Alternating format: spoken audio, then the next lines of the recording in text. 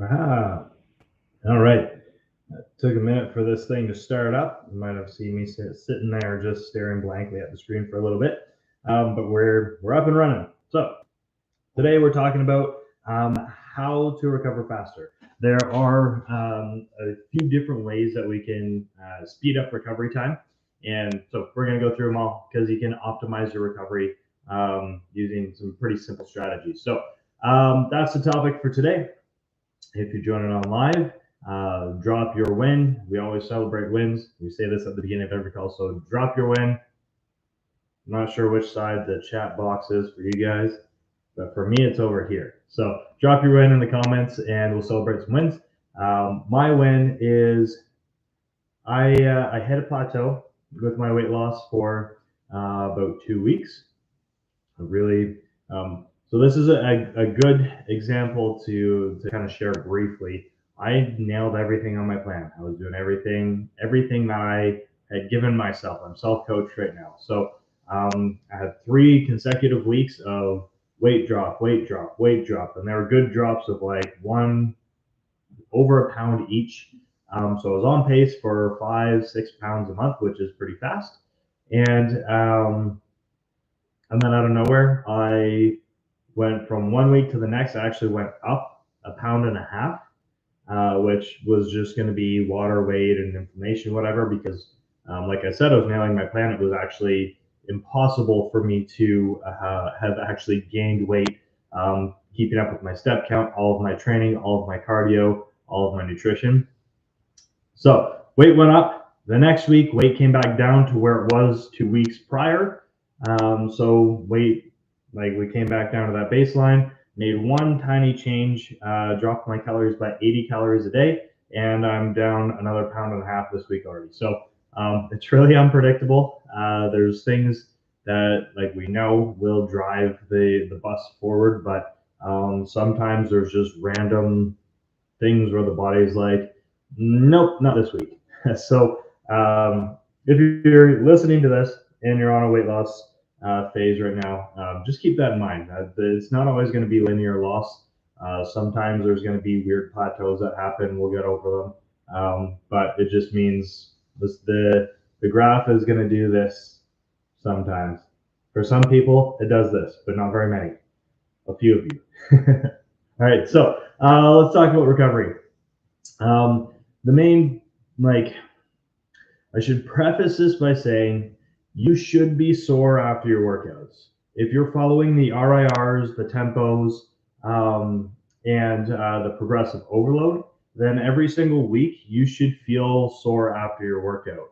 If you're not feeling sore, then revisit the RIR. So, just in a nutshell, RIR is reps in reserve. That's how many reps you have left in you, or you believe you have left in you before you physically cannot do another rep. We want to be toeing that line of hitting true failure. Um, if you're not feeling sore after your workouts and you believe that you're pushing to that 0 to 1 RIR where you're like at failure or 1 rep away, first thing I would say, send a video to your coach of your hardest set.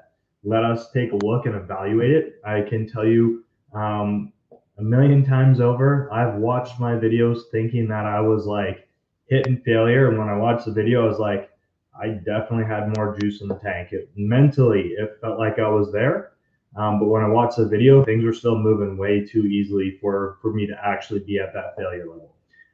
The other thing is, to just implement right away is if you're not feeling sore and you're hitting those RIRs, push past what you believe your RIR is. Just go until you hit failure. Do as many reps as you can. And you're going to have that mental block of like, oh, I can't do any more. Do one more. When you feel that in your mind where you're like, I can't lift another one, lift another one. Just do it anyways and see. Because if the worst thing that's going to happen is you're going to get halfway up and then you're going to come back down again. But if you do that, you're going to find that soreness, and you're probably going to find that you have 3 or 4 more reps in reserve as opposed to one. All right, so quick side note there. So should be feeling sore after your workouts. We have what we call delayed onset muscle soreness, excuse me, which is DOMS for short. And DOMs are 24 hours later, you'll feel them. 48 hours later, they feel the worst. And then 72 hours later, usually they're completely gone. If you're brand new, then the DOMs can hang on for 3-4 days sometimes. Hang in there because they will get less, your body will adapt.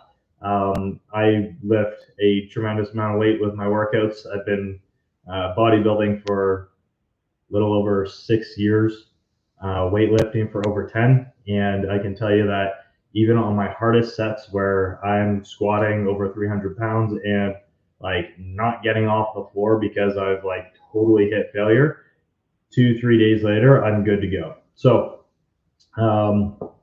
point being, your body will adapt. It'll get easier. You're not going to be sore as long. Now, how to recover quicker when you have those DOMs. There's several things that we're going to cover here. I'm going to go over like kind of some things that can make you feel a little bit better that aren't necessarily going to improve your recovery. And then we're going to talk about all the things that can improve your recovery. So the first thing is when you have DOMs, it feels like you're sore. You have a lot of tension in your muscles. Everything feels stiff. If you have legs and glute DOMs, like getting out of a chair or getting into a chair is like kind of tender, right? So stretching will help. Definitely will provide you temporary relief. Like you're going to have to stretch multiple times a day to have that benefit, but it's worth doing because it gets you comfortable again for an hour or two. And then, you might have to stretch out a little bit more, and that's temporary. It's not actually going to speed up your recovery, but it is going to make it more comfortable if the DOMs are enough that you're uncomfortable. Having hot showers before you go to bed is a nice way to kind of loosen things up too, so that you're not like laying in bed feeling super stiff. And then my favorite, it's a special type of stretching. It goes by many different names. I'm going to keep it as simple as possible. And call it contract release stretching. So what that would look like, turn my camera here so you can see, if I had a sore chest and I put myself into a nice stretch and I'm feeling that stretch through my chest, I hold that for about 30 seconds. And then what I'm going to do is I'm actually going to try and drive through this block here. Like I'm going to try and push my hand forward. So I'm activating my pec against that. I'm going to press as hard as I can for 10 seconds. And then I'm going to relax again and lean deeper into the stretch. Quick, fun little science lesson is in our muscle spindles, we have what are called Golgi tendon organs. They're there to protect our muscles from injury. And so the reason why this contract release method works so well is it activates Golgi tendon bodies or tendon organs, and it signals. They signal for the muscle to relax. They want the muscle to relax as much as possible to protect it. So in the event that you're lifting something really heavy and the muscle is feeling overloaded, and there's any sort of risk of rupture or tear, those tendon Golgi organs will activate and you won't be able to lift the weight anymore. So using that as a stretching technique, you can get yourself into a deeper stretch and you can do 2 or 3 rounds of that. And it really helps quite a bit. Same thing though as normal stretching. It's not going to last all day, but it will provide you some temporary relief. And side note on that is you can use that on any muscles that are like, if you have poor mobility on your hips or your shoulders or anything like that, before you do your workout, you can do that contract release technique and you can gain more mobility so that you can safely do the exercises and get a little bit more range. Okay, moving on. So the actual things that are going to speed up recovery, that will like legitimately make you recover faster. There's the obvious ones, nutrition. If we have the proper nutrition and you're eating quality nutrition, so you're actually following the 80-20 method, that's going to speed up your recovery. So the 80% whole foods, the reason why they help so much more with recovery is just they're fortified with so many more minerals and vitamins and essential things that our bodies need, and it fuels our system for being more optimal, if I dare say that word now,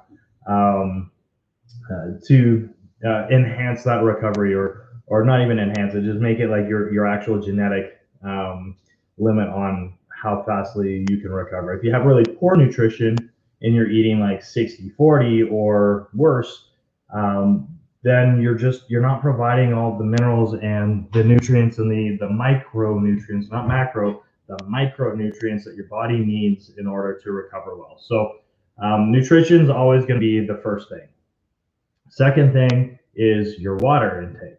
Now, you've probably listened to me talk about water ad nauseum, and I'll continue to talk about it for the rest of my life, because our bodies are over 50% water.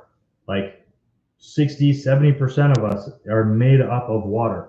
That means everything that happens in our body is regulated by water. Every chemical reaction, every protein that we eat that gets broken down into amino acids and fed to the muscle to recover the muscle tissue that we've damaged during a workout, every reaction along that pathway involves water. So if we don't have enough water, it slows that whole process down. If we have tons of water in us, then there's nothing to slow that process down. It can go as fast as our body will allow it to go. So when you put all of that effort into your nutrition, then when you add the water to it, you're actually getting your value, instead of like having really good nutrition that's just sitting in your gut, not moving anywhere, and not healing you up as fast as it could be, because you don't have the resources to transport that all through your body effectively. All right, so water, nutrition, the two kind of obvious ones. Now the third one is sleep. Sleep is, again, super important. You've also heard me go on and on about this.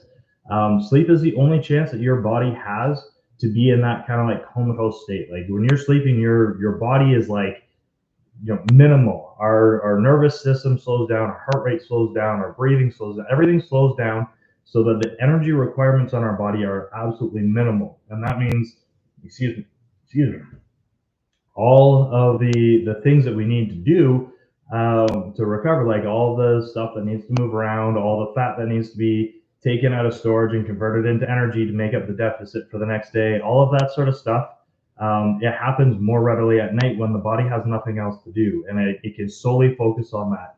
Right now, like as you're watching me, you see like I'm moving my hands, I'm talking, I'm thinking, like I have all this movement, and my body has to shuttle energy all over the place for this to happen. So it's almost like you're splitting focus, right? When we have that, I know, because I'm talking to a group of women, a lot of you are really good at multitasking. I'm a dude, and I'm not very good at multitasking. And so this maybe makes more sense to me, but think about your spouses and your brothers and your partners, because bet you any money that more men that suck at multitasking than don't. And so what happens for us when we multitask is my attention is split into different areas, and I can't do one thing really effectively, because I'm doing a little bit of here and a little bit of there, and I'm trying to go over here, and I'm all over the place. That's what happens during the day with our bodies is, yes, muscle is rebuilding, recovery is happening, but we're also splitting focus in our body from everything else that's going on. All right, so sleep is super important, not just for like the acute stuff like recovering from a workout in a couple days. It's also massively important for the longevity of your health. So there's lots of research that you can look up, and now that we have the power of AI, you can go on ChatGPT or Grok or whichever AI that you might be using, and you can ask it, you can send it a prompt and say like, can you summarize high quality evidence-based research on sleep and disease prevention or longevity of life, blah, blah, blah, blah. And it'll tell you everything that I can't just spit out at you. So yeah, sleep is super important. So yeah, we got our water, we got our nutrition, we got our sleep. Now the other things that we can add in here, and these are things that are going to have like very small effect of benefit, but there are things that can just kind of slowly add on top of that. And so one of those would be specifically for vegan and vegetarian diets, an essential amino acid, because it completes the protein profile. so that your proteins are complete. There's such thing as a complete protein and an incomplete protein. If you're eating a lot of animal, like animal meats or animal protein sources, you're good. You don't need to eat amino acids like the BCAAs or EAAs. I don't take them. Casey doesn't. It's just really expensive pee for us because we eat a lot of chicken, a lot of pork, a lot of well, not a lot of beef, but we eat decent amount of beef, eggs, dairy products. All that stuff has got complete proteins in it. So that one's kind of like nuanced for the people who lean heavier into vegetarian or vegan diets. A misconception is that creatine will make you recover faster. Creatine doesn't actually help with recovery. It helps with power output. So you get more out of the workout, meaning you can do more damage in the workout versus if you didn't have it. So I want to squash that one. But multivitamins will help. So those are the micronutrients I'm talking about. Even if we're eating our 80-20 method and we're having our whole foods, it's still beneficial to supplement with a multivitamin in case we're low with some days. And it's not going to make a noticeable change, but it is going to help. And it's also not a replacement for the whole foods. You can't eat 60-40 and be like, oh, I'm taking a multivitamin, so I'm good. Doesn't work that way. You still need to eat the good nutritious stuff. And then the last thing here that can actually help speed up recovery is just movement, just steps, walking, stay in movement. There's an old saying within like the rehab space, if you don't use it, you lose it. And that relates more to like, when we get older and we stop doing overhead things, then we are unable to do this. Our bodies will prune the neural connections if they're not needed because it takes a small amount, but it takes energy to maintain those. And if we don't use them, the body knows I don't need this anymore. It starts to prune it away. But in terms of recovery, where like movement helps and where the saying fits in is it helps you maintain more mobility through the soreness, and it helps mobilize things. When you move your body, your blood pressure changes. So if you have a higher blood pressure, you're moving more blood through your body, and you can facilitate more of that recovery stuff like the water and the nutrition by giving, like, how do I say it? It's like almost like you're opening up the dam, right? The water can be moving slowly, but if you get a little bit of exercise in there, you can speed it up. And so you can actually use light activity as a way to increase your healing time. Now, this isn't like if you go for a big run or a really like laboring hike or something like that, it's going to slow recovery because of the energy requirements are so high and you're still asking a lot of your muscle. But just walking like regular old, getting your 10,000 steps in will help you recover faster. All right. That is it for recovery. There's, unfortunately, when it comes to like a magic pill to speed up recovery, there's nothing that, there are things, but they're not natural things. So they're not things that I will speak about or recommend because it's basically, you're dipping into the honeypot of unnatural kind of fitness stuff. And outside of that, naturally, there really is no supplement or anything that's going to do anything significant to speed up your recovery. The majority of it is going to come from your sleep, your nutrition, your water, and just maintaining a very like easy level of activity. Right? That's it for the live today. I got a win here from Danielle and a pop-up that's getting in the way of me reading it.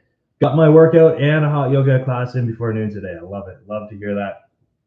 Hot yoga, again, that's a great way to stretch. If you do like a yin yoga, if you do like a hot power yoga, it's going to use a ton of energy. If you do like a yin yoga, you're getting the benefit of the warmth and a nice good stretch that's going to just add to that comfortable feeling of recovery. All right, that's it. That's all. If you're watching on replay, #replay, drop your win, your biggest takeaway, and we'll talk to you soon.